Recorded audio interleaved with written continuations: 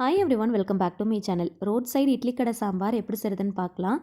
இந்த மாதிரி இட்லியில் மொண்டு ஊற்றி நல்ல ஒரு பெரட்டி பெரட்டி சாப்பிடும் போது டேஸ்ட் ரொம்ப சூப்பராக இருக்கும்.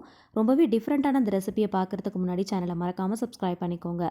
கூடவே இருக்கிற பெல் ஐக்கனையும் கிளிக் பண்ணிக்கோங்க. அப்போ தான் நான் போடுற வீடியோஸ் உங்களுக்கு நோட்டிஃபிகேஷனாக வரும். நீங்களும் மிஸ் பண்ணாமல் பார்க்கலாம்.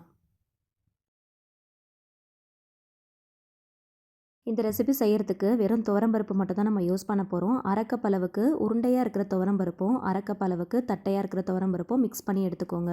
வெறும் ரேஷனில் வாங்குற துவரம்பருப்பு மட்டுமே யூஸ் பண்ணி கூட இந்த ரெசிபி செய்யலாம். டேஸ்ட் ரொம்ப நல்லாயிருக்கும். கடைகள் எல்லாம் அப்படி தான் செய்வாங்க. இதை நல்லா வாஷ் பண்ணிவிட்டு ஒரு 15 நிமிஷத்துக்கு நல்ல தண்ணி ஊற்றி நல்லா ஊற வச்சுக்கோங்க. இதை நல்லா ஃபில்ட்ரு பண்ணிவிட்டு ப்ரெஷர் குக்கரில் சேர்த்துக்கலாம். இந்த பருப்பு வேகிறதுக்கு தேவையான அளவுக்கு வாட்டர் ஆட் பண்ணிக்கலாம். பருப்பு மூழ்கிற அளவுக்கு மட்டும் சேர்த்தா போதும்.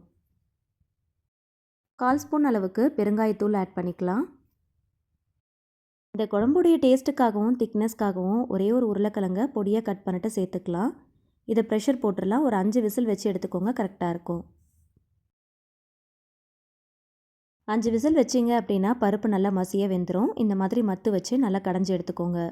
நார்மலாக நம்ம செய்கிற சாம்பாரை விட இந்த சாம்பார் செய்கிறதும் டிஃப்ரெண்ட்டாக இருக்கும். டேஸ்ட்டும் ரொம்பவே டிஃப்ரெண்ட்டாக இருக்கும்.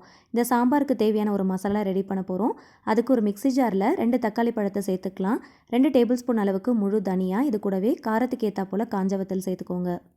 1 டேபிள் ஸ்பூன் ஜீரகம் சேர்த்துக்கலாம். இது கூடவே 5-6 பல்லு பூண்டு, ஒரு சின்ன துண்டு புளி சேர்த்துக்கலாம். 1/4 ஸ்பூன் மஞ்சள் தூள் சேர்த்துக்கலாம். சாம்பாருக்கு தேவையான அளவுக்கு கல் உப்பு சேர்த்துக்கலாம். சால்ட்டை விட கல் உப்பு சேர்த்துக்கோங்க. இதை அப்படியே சேர்த்து அரைச்சி எடுத்துகிட்டு வந்துடலாம். கொஞ்சம் கூட தண்ணி சேர்க்க தேவையில்லை. தக்காளியில் இருக்கிற அந்த தண்ணியை வச்சு நம்ம அப்படியே அரைச்சி எடுத்துக்கலாம். ஓரளவுக்கு நைஸ் பேஸ்ட்டாக அரைச்சி தனியாக எடுத்து வச்சுக்கோங்க. இப்போ ஒரு பேனில் கொஞ்சமாக நல்லெண்ணெய் ஊற்றிக்கலாம்.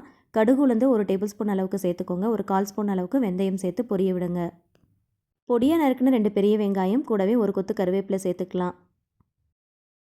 2 பச்சை மிளகாய், ஒரு குண்டு மிளகாய் சேர்த்துருக்குறேன். உங்களோட காரத்துக்கு ஏற்றா போல் பார்த்து சேர்த்துக்கோங்க. எல்லாத்தையுமே நல்லா வதக்கி விட்டுக்கலாம். இதில் உப்பு எதுவும் சேர்க்க தேவையில்லை. நமக்கு தேவையான உப்பை தக்காளியோடு சேர்த்து நம்ம அரைச்சி வச்சுருக்கிறோம். இப்போ வெங்காயம் ஓரளவுக்கு நல்லா வதங்கினதும் நம்ம அரைச்சி வச்சுருக்கிற தக்காளி பேஸ்ட்டை இது கூட சேர்த்துக்கலாம். மிக்ஸி ஜாரில் கொஞ்சமாக தண்ணி விட்டு அலசிட்டு அதையும் இது கூட சேர்த்துக்கலாம். தக்காளியோடைய பச்சை வாசனை போகிற அளவுக்கு ஒரு 2லேருந்து 3 நிமிஷம் வரைக்கும் நல்லா வதக்கி விட்டுக்கலாம். தக்காளியுடைய பச்சை வாசனை போனதுக்கப்புறமா வேக வச்சு மசிச்சு வச்சுருக்கிற பருப்பை இது கூட சேர்த்துக்கலாம். இந்த சாம்பாருக்கு தேவையான அளவுக்கு வாட்டர் சேர்த்துக்கலாம். நல்லா தாராளமாகவே வாட்டர் ஆட் பண்ணிக்கோங்க. இந்த சாம்பார் நல்லா தண்ணியாக இருக்கணும். இப்போ இதுக்கு தேவையான மசாலா பொருட்கள் சேர்த்துக்கலாம். ஒரு 1/4 ஸ்பூன் அளவுக்கு மஞ்சள் தூள், 2 டேபிள் ஸ்பூன் அளவுக்கு சாம்பார் பொடி சேர்த்துக்கலாம். சாம்பார் பொடியிலேயே எல்லா பொருட்களையும் சேர்த்து வறுத்து அரைச்சிருக்கிறதுனால இந்த பொடி மட்டும் சேர்த்தாலே போதும். சப்போஸ் உங்ககிட்ட சாம்பார் பொடி இல்லை அப்படின்னா மிளகாய்த்தூள், தனியாத்தூள், ஜீரகத்தூள் இந்த மாதிரி எல்லாமே நீங்கள் சேர்த்துக்கோங்க. ரோட் சைடில் இட்லி கடைகளில் நமக்கு கொடுக்கக்கூடிய சாம்பார் நல்ல தண்ணியாக இருக்கும். ஸோ அதனால் எந்த அளவுக்கு தாராளமாக தண்ணி சேர்த்துக்க முடியுமோ அந்த அளவுக்கு தண்ணி சேர்த்துக்கோங்க. எனக்கு உப்பு பத்தலை, அதனால் நான் சேர்த்துருக்குறேன். உப்பு காரம் கரெக்டாக இருக்கான்னு செக் பண்ணி பார்த்துட்டு இந்த ஸ்டேஜில் நீங்கள் ஆட் பண்ணிக்கோங்க. நல்லா மிக்ஸ் பண்ணிவிட்டு மூடி போட்டு ஒரு 15 நிமிஷத்துக்கு மீடியம் ஃப்ளேமில் வச்சு நல்லா கொதிக்க விடுங்க. சாம்பார் நல்லா கொதிச்சு நுர கூடி வந்ததும் ஸ்டவ் ஆஃப் பண்ணிவிட்டு கை நிறைய கொத்தமல்லி தலைகளை கட் பண்ணிவிட்டு சேர்த்துக்கலாம். கொஞ்சம் நிறையவே சேர்த்துக்கோங்க. இதில் நம்ம உருளைக்கிழங்குலாம் சேர்த்து பண்ணியிருக்கிறதுனால கொஞ்சம் நேரத்திலே பார்த்திங்கன்னா சாம்பார் நல்லா திக்காயிரும். அதனால் நீங்கள் ஃபஸ்ட்டே பண்ணும்போது கொஞ்சம் நல்லா தாராளமாக தண்ணி ஊற்றி நல்லா கொஞ்சம் தண்ணியாகவே செஞ்சு எடுத்துக்கோங்க. கொஞ்சம் நேரத்திலே பார்த்திங்கன்னா நல்லா திக்காக ஆரம்பிச்சிரும். எடுத்து ஊற்றி பார்க்கும்போது இந்த அளவுக்கு கன்சிஸ்டன்சி இருக்கிற மாதிரி வாட்டர் ஆட் பண்ணிக்கோங்க. அவ்வளோதாங்க, ரோட் சைடு இட்லி கடை சாம்பார் ரொம்ப சூப்பராக ரெடி ஆயிடுச்சு. டேஸ்ட்டும் ரொம்பவே டிஃப்ரெண்ட்டாக இருக்கும். கருப்பு கவுனி அரிசியில் செஞ்ச இட்லியோடு சேர்த்து நான் சர்வ் பண்ணியிருக்கிறேன்.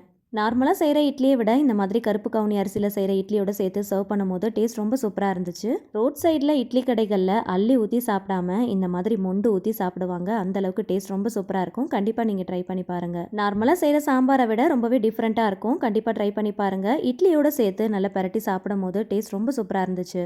இந்த ரெசிபியை மறக்காமல் ட்ரை பண்ணி பாருங்கள். வீடியோ பிடிச்சா லைக் பண்ணுங்கள். ஃபேமிலி அண்ட் ஃப்ரெண்ட்ஸ் கூட ஷேர் பண்ணிக்கோங்க. ட்ரை பண்ணி பார்த்துட்டு ஃபீட்பேக் ஷேர் பண்ணுங்கள். இந்த மாதிரி இன்னும் டிஃப்ரெண்ட்டான ரெசிபிஸ்க்கு என்னோட சேனலை மறக்காமல் சப்ஸ்கிரைப் பண்ணிட்டு தொடர்ந்து சப்போர்ட் பண்ணுங்கள். Thank you so much. கீப் வாட்சிங்.